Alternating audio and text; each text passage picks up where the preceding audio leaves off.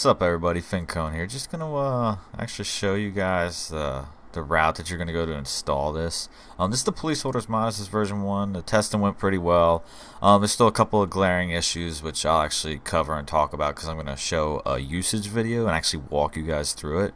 But we'll start out with the install. So this is a 7Z file. You're gonna, if you don't have 7Z, like get out from under the rock and Google 7Z. It's just a real nice little application to open things. So you just pop that open. You'll see there's two files in there. As always, there's the INI file. How do I always mess that up every time? You got the INI file and then the police orders file. And I'll actually take you through and show, because I hate when people go too quick installing something for me. So you go into your main directory. This is my Grand Theft Auto 4 folder, and you'll just go down into your scripts folder. I had a couple guys that actually put this in the wrong spot, and we'll go from there. So you literally just grab them, drag them, drop them, and from there you can go in here and set your settings for what deploys. This is just the normal stuff, please don't redistribute, modify, or anything of that nature. This talks about what actually changes below, and you can actually set the main secondary key. So like if I hold down C and right click, it'll pop up, but I could change this to, I could change it to Y, I could change it to F1 or anything of that nature, and it'll actually grab it and work from there. So we'll go on to actually join into the game, and I'll see you guys in there. Alright guys, now that we're actually in the game, I'm going to go through, kind of just talk you through the usage, how it's done, and some of the known issues that are going to get ironed out. I feel like it's stable enough and useful enough for it to be put out there. So we'll kind of just see how it goes, and we'll go from there. Let me get the spotlight so I like setting the spotlight up.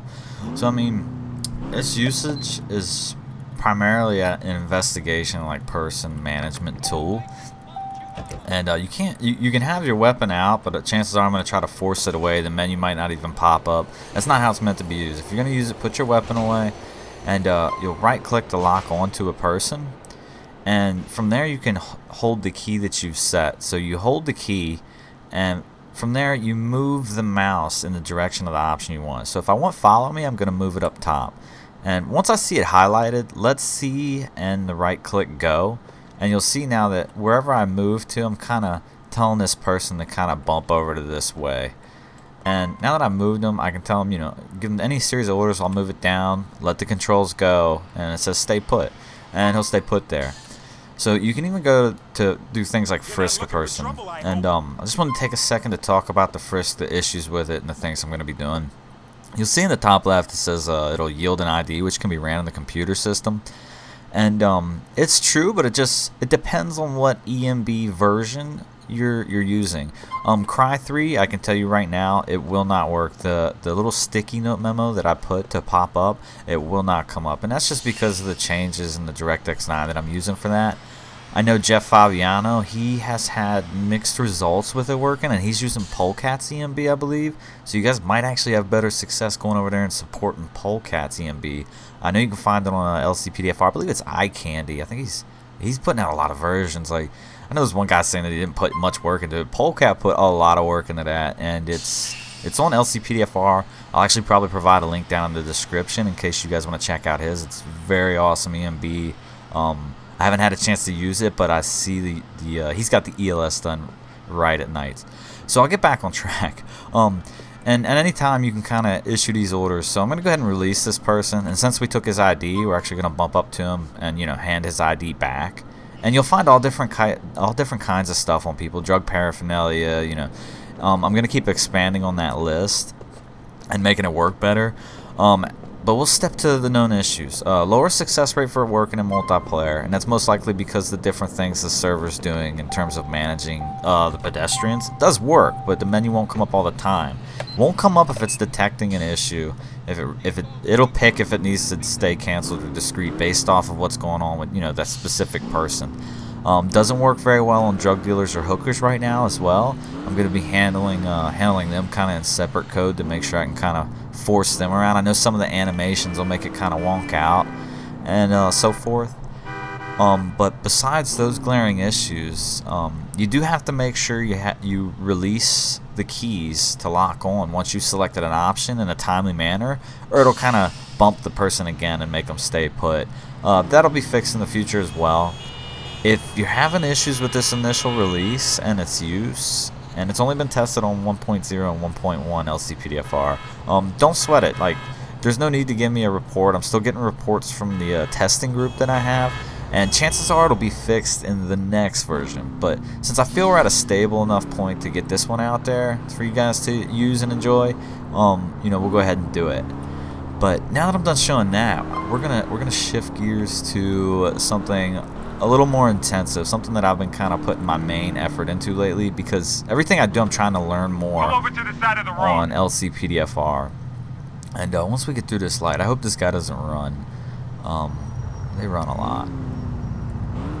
We'll get this guy pulled over, and I'll kind of explain what I've been up to since then. Alright, so he's pulling over right here. Now what I'm going to do is, since I'm in a decent position, we'll go ahead and hit lights for effect, even though we really don't need them. I'm going to press a key that I set to toggle LCPDFR's traffic pullover and mine. So once I've done that, I kind of turned off LCPDFR and I've taken control of the situation. I'm going to tell my partner to just hold fast here so I can show this. We'll go make contact with the driver, and we'll go from there. I'll explain what I got going on. So I've actually made an entire separate window. One day that partners will go away. I wish I would only display once. You can see I got initial contact for pullover. Select a reason for pulling over on the left side. So we'll just say, I don't know, he almost struck a pedestrian back. We'll go no seatbelt. Yeah. You can see I've got another set of options here. This is my observations of the vehicle. I've detected an odor of marijuana coming from the vehicle. So I'm going to request the ID. I'm going to tell this person to step out. I'm going to get the proof of insurance and registration off from them. We're just going to go to town on this guy just because we're detecting the odor of marijuana in the vehicle.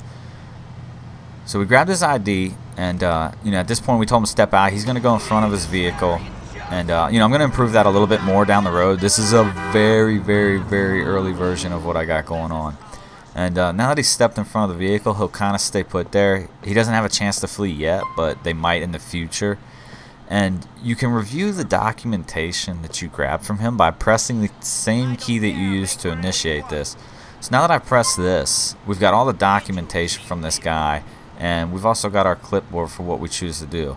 The name actually plugs in. Mr. Carlson here is actually in the LCPDFR system. This is the LCPDFR birth date. And some of this stuff is data that I plug in that they didn't have. But you can see we've got his vehicle here. We've actually got the insurance, geico.com. And Jeff Favignano is the one that's done the artwork on this and this. I'm trying to talk him into doing the ticket for me. I've done the ticket, and this is a temporary work, but he's real busy. We'll see how it goes. Same deal. You've got random chances that the expiration on his insurance will be bad. Now you actually have to look. And also with this as well, it'll tell you the year and make and so forth about his vehicle. The address is going to go here for where he lives as well. And, I might actually change that up there as well. It just depends how much detail and effort I want to put into it. And, maybe we don't feel like investigating this guy. So we'll just give Mr. Carlson, we'll fill out his ticket for him. And you'll be able to sit in your car, look this person up, and decide what you want to do from there. And right now, these are the only 2 testing blocks that are in and complete. But eventually, I'll have it so you can fill out this entire form and kind of choose what you want to do. So from this point, we'll just go ahead and work on completing the ticket. And we'll move back up to the driver and get him to sign. And you'll see that it kind of abruptly ends. And that's just because it hasn't been coded in at this point. I still just want to... I wanted to show where I'm at in this and see what you guys think. I know this one's going to be a new hefty one, and it's very new, but I really look forward to making this one solid and releasing it out to y'all. So just in closing, thank Barry Bugs and Jeff Favignano. They're the ones who were actually chatting with me and planted this seed of like, yeah, we need to expand on this. And, it's where it's at right now because of them. And, they're going to be testing it hardcore first, along with Steve Trackboys 55. And it's very young right now. It's not ready for you guys, but I do plan to add more depth to it and and just go from there. I hope you guys enjoyed police orders. I hope it goes well for you. The EMBs are really making it painful for me because it's not exactly a stock template, but you know, I feel like we're at a stable enough situation for you guys to be able to use it to control the suspects. Now, just in closing as well, if you guys try to use it on LCPDFR after you guys have given them orders, there's a good chance that it might not work. You can kind of order the person to stop using LCPDFR and then use the police orders sometimes. But just remember, if it doesn't pop up, that's because I'm trying to protect you guys from a script crash, and there's something going on ownership-wise with the pedestrian. Other than that, yeah, just leave your comments, suggestions, and all that. If you like this kind of stuff, like these kind of videos, I know it's not a patrol, but I do like to update you guys with, you know, what I'm getting into in terms of coding. If you like this kind of stuff, just give me the thumbs up. You know, if you want to see more, you know, and you're not tracking the channel, subscribe. And, you know, I look forward to bringing you guys more quality mods and content and patrols. So, I mean, I really appreciate all the positive support. I decided to release this today because I actually hit 500 subscribers. That blew my mind. So, I'm going to put it to one of my own file server hostings, and I'm going to be uploading it. You should see the link in the description. It's not going to be on LCPDFR yet. Probably going to wait a week or so before I throw it up there. It's still going to go there, and don't get me wrong, I still love LCPDFR, but you know, I want to reward you guys over top of them, because you know, you guys fueling this flame by coming in here and everybody breathing on it and leaving comments is what really keeps me going. Thank you so much, guys, and I'll see you all at the next one.